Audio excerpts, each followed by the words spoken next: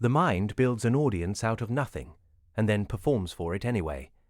Even when no one is looking, the body carries the posture of being observed. This happens because the mechanism does not require confirmation to stay active. It begins early. Children learn that attention from adults determines safety and approval. They practice reading faces and adjusting behavior long before they understand why.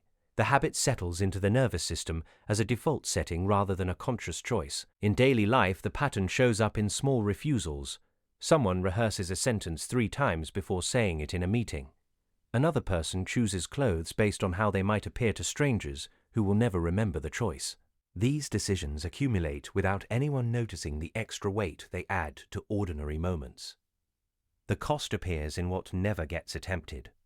Opportunities pass because the imagined judgment feels heavier than the actual risk.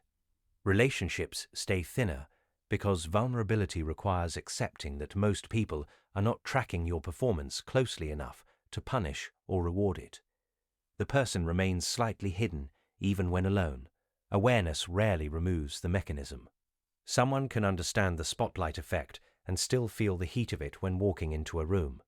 The knowledge sits beside the sensation rather than replacing it. The mind continues to generate the audience because it has no competing model that feels as real.